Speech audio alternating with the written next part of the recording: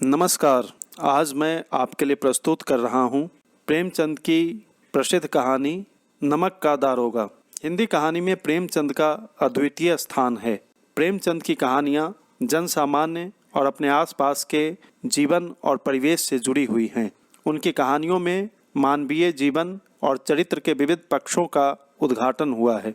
पारिवारिक और सामाजिक जीवन के विभिन्न पहलुओं को अपनी कहानियों में अभिव्यक्त किया है। प्रेमचंद की कहानियों में ग्रामीण जीवन में व्याप्त विश्वास, विभिन्न प्रकार के भेदभाव, शोषण, सामंती ढांचा उभरकर सामने आया है। उन्होंने लगभग 300 कहानियां लिखी हैं। पंच परमेश्वर, बड़े घर की बेटी, नमक का दारोगा, बूढ़ी काकी, पूस की रात, ठाकुर का कुआं, कफन आदि उनकी प्रसिद्ध कहानियां हैं। उनकी आरंभिक कहानियों में जहां आदर्शवाद की प्रधानता है, वहीं बाद की कहानियों में यथार्थ का आग्रह अधिक है। तो आइए सुनते हैं नमक का दारोगा। जब नमक का नया विभाग बना और ईश्वर प्रदत्त वस्तु के व्यवहार करने का निषेध हो गया, तो लोग चोरी छिपे इसका व्यापार करने लगे। अनेक प्रकार के छल प्रपंचों का सूत्रपात हुआ। कोई घूस से काम निकालता था, कोई चालाकी से। अधिकारियों के पौ 12 थे। पटवारीगिरी का सर्वसम्मानित पद छोड़ छोड़कर लोग इस विभाग की बरकंदाजी करते थे। इसके दारोगा पद के लिए तो वकीलों का भी जी ललचाता था। यह वह समय था जब अंग्रेजी शिक्षा और ईसाई मत को लोग एक ही वस्तु समझते थे। फारसी का प्राबल्य था। प्रेम की कथाएं और श्रृंगार रस के काव्य पढ़कर फारसीदा लोग सर्वोच्च पदों पर नियुक्त हो जाया करते थे।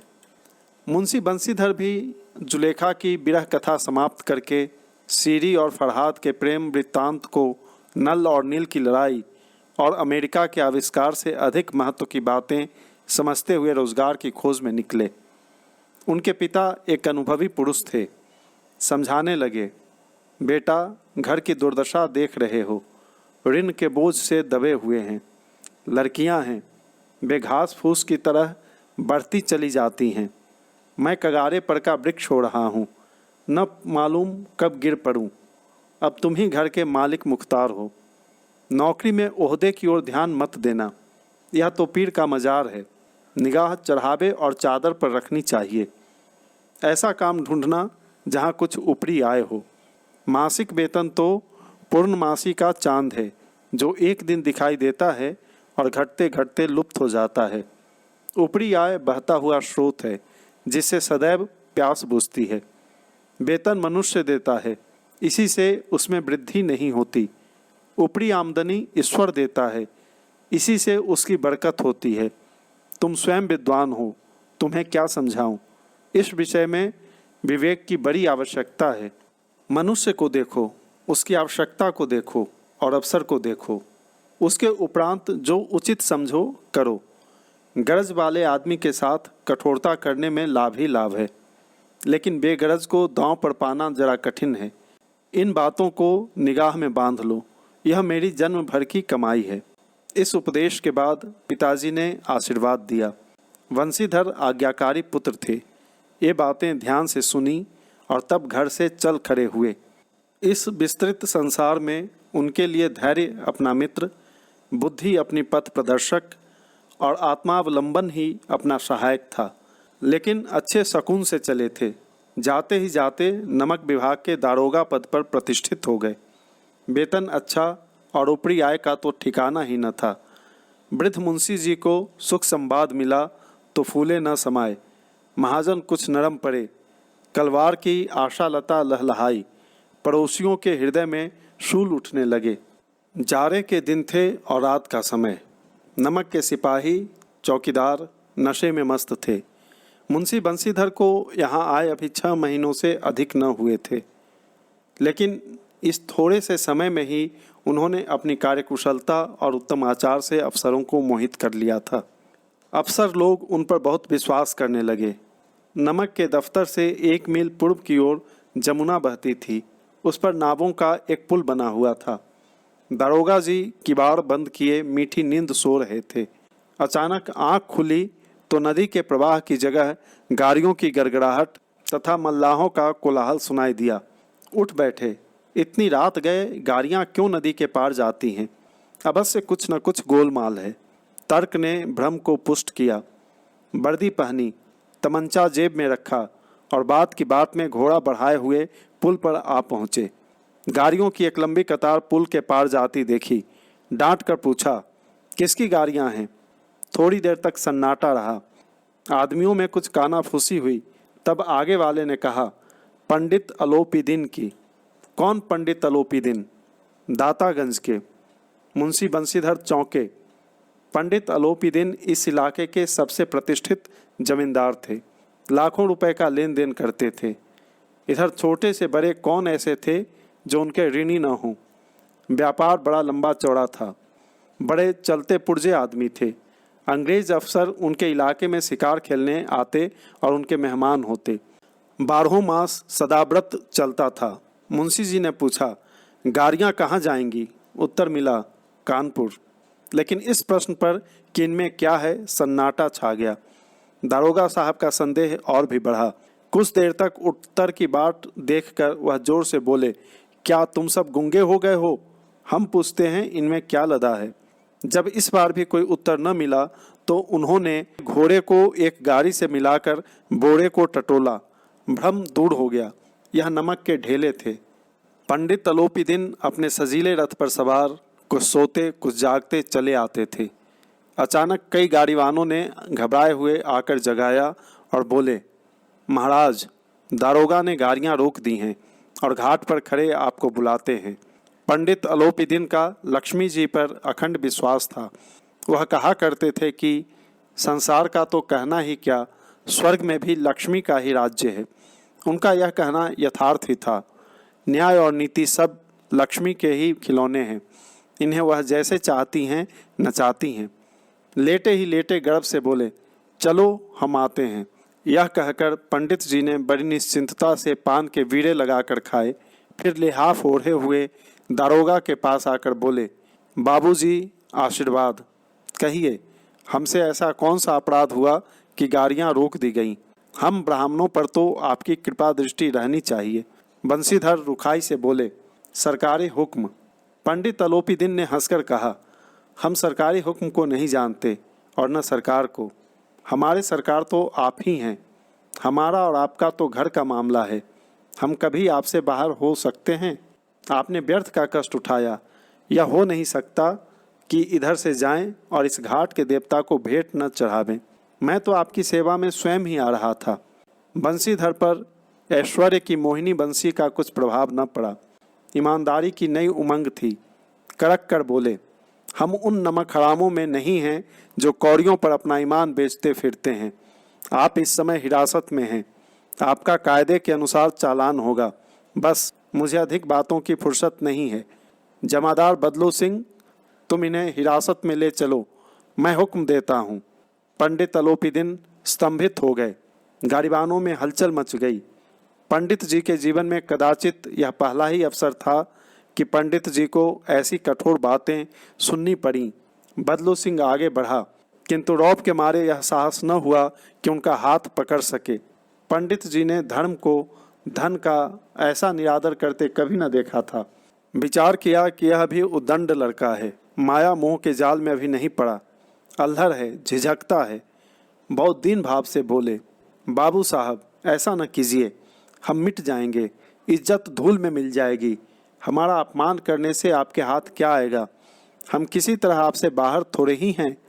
बंशीधर ने कठोर स्वर में कहा, हम ऐसी बातें नहीं सुनना चाहते।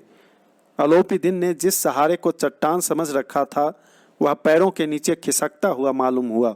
स्वाभिमान और धन ऐश्वर्य को कड़ी चोट लगी, किंतु अभी तक धन की सांख्यिक शक्ति का पूरा भरोसा था।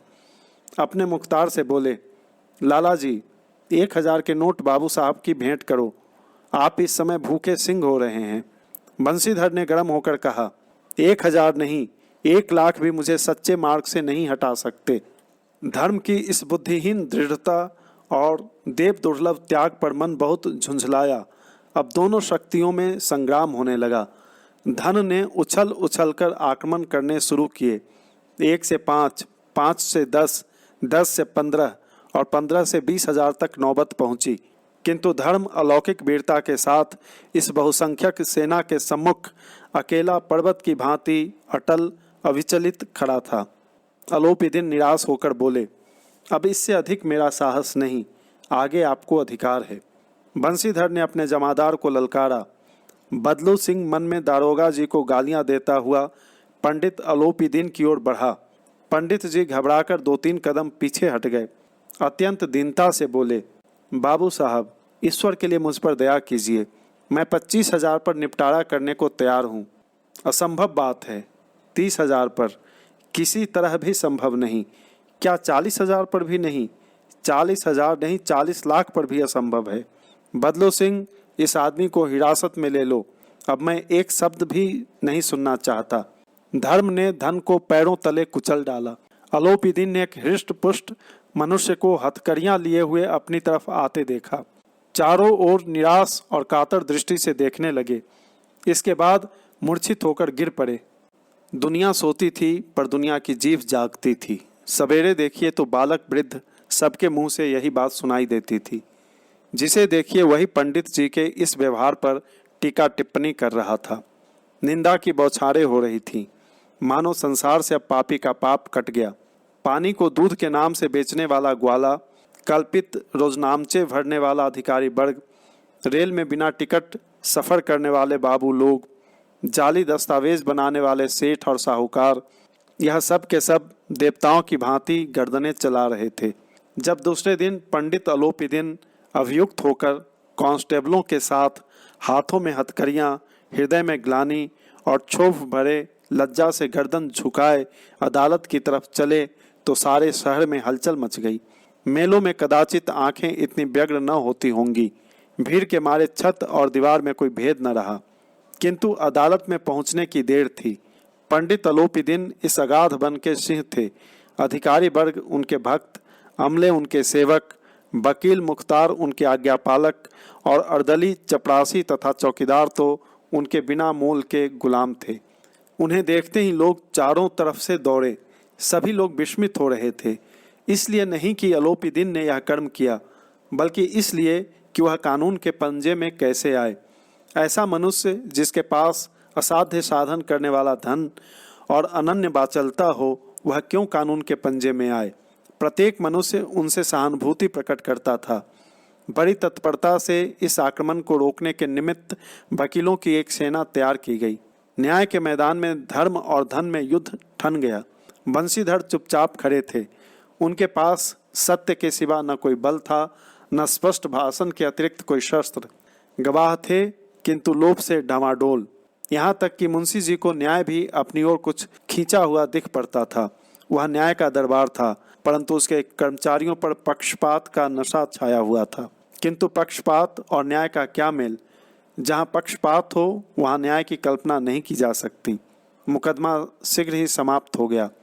डिप्टी मजिस्ट्रेट ने अपनी तजवीज़ में लिखा, पंडित अलोपीदिन के विरुद्ध दिए गए प्रमाण निर्मूल और भ्रमात्मक हैं।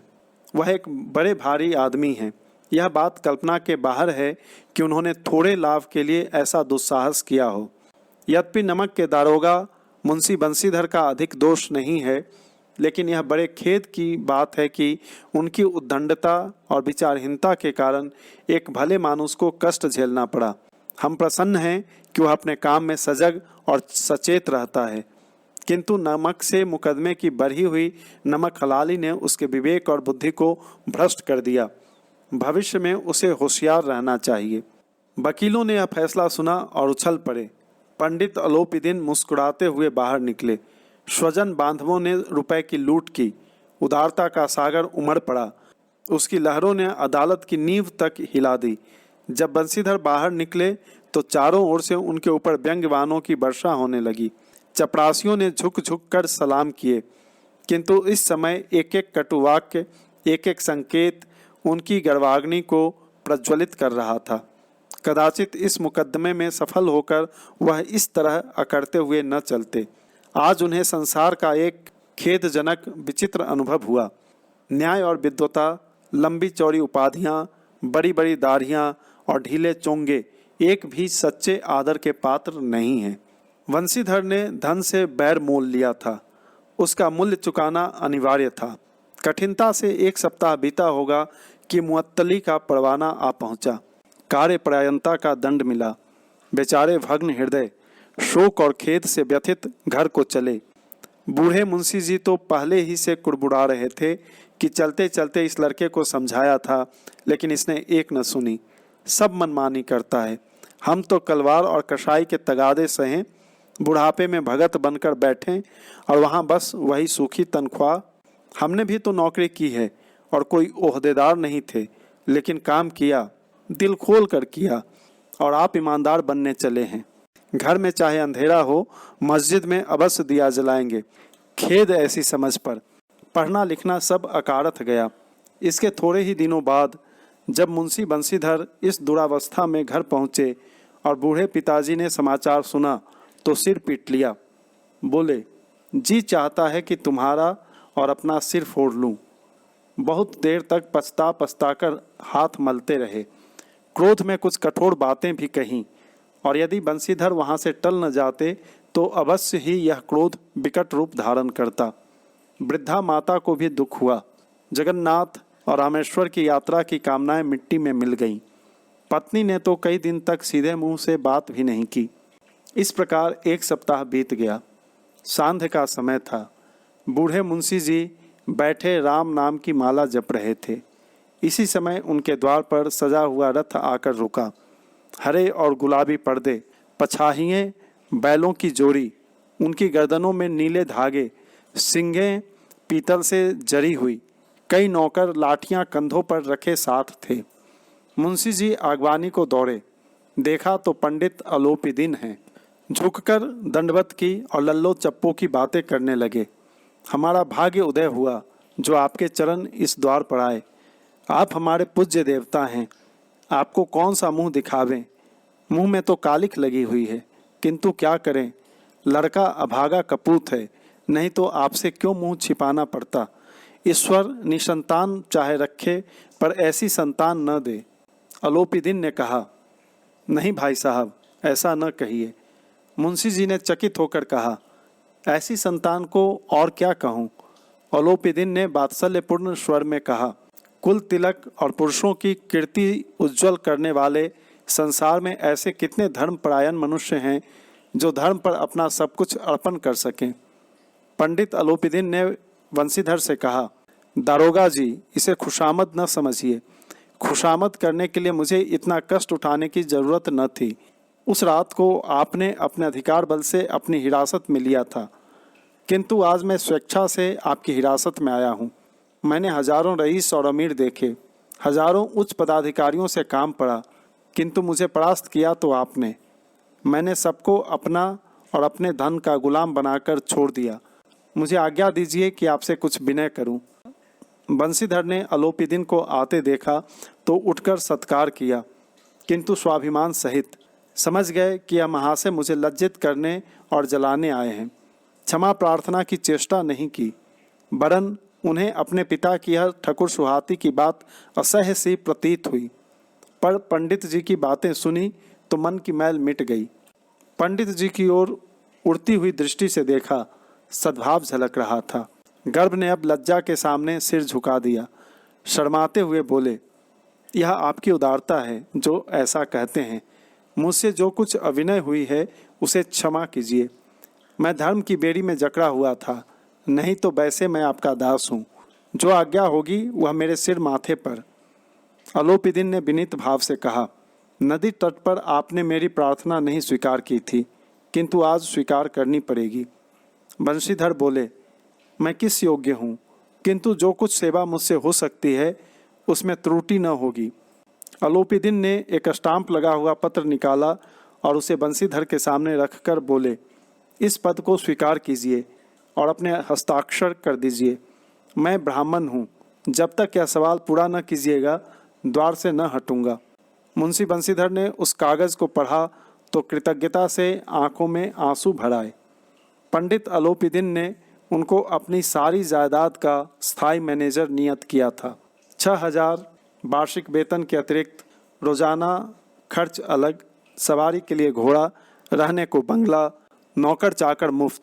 कंपित स्वर में बोले, पंडित जी, मुझमें इतनी सामर्थ्य नहीं है कि आपकी उदारता की प्रशंसा कर सकूं, किंतु ऐसे उच्च पद के लिए योग्य नहीं हूं। अलोपीदिन हंसकर बोले, मुझे इस समय एक अयोग्य मनुष्य की ही जरूरत है। वंशीधर ने गंभीर भाव से कहा, यूँ मैं आपका दास हूँ। आप जैसे कीर्तिवान सज्जन पुरुष की सेवा करना मेरे लिए सौभाग्य की बात है, किंतु मुझमें न विद्या है न बुद्धि, न वह स्वभाव जो इन त्रुटियों की पूर्ति कर देता है। ऐसे महान कार्य के लिए एक बड़े मर्मज्ञ अनुभवी मनुष्य की जरूरत है। अलोपीदिन ने कलमदान से कलम निकाली और उसे बंशीधर के हाथ में देकर बोले, न मुझे विद्वता की चाह है, न अनुभव की, न मर्मज्ञता की, न कार्यकुशलता की।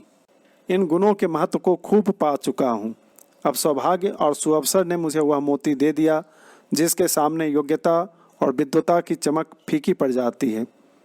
यह कलम लीजिए, अधिक सोच विचार न कीजिए, दस्तखत कर दीजिए। परमात्मा से यही प्रार्थना है कि वह आपको सदैव वही नदी के किनारे वाला बेमुरौवत, उद्दंड, कठोर परंतु धर्मनिष्ठ दरोगा बनाए रखे। बंशीधर की आंखें डबडबा आईं। हृदय के संकुचित पात्र में इतना एहसान न समा सका। एक बार फिर पंडित जी की ओर भक्ति और श्रद्धा की दृष्टि से देखा और कांपते हुए हाथ से मैनेजरी के कागज पर हस्ताक्षर कर दिए। अलोपीदिन ने प्रफुल्लित होकर उन्हें गले लगा लिया।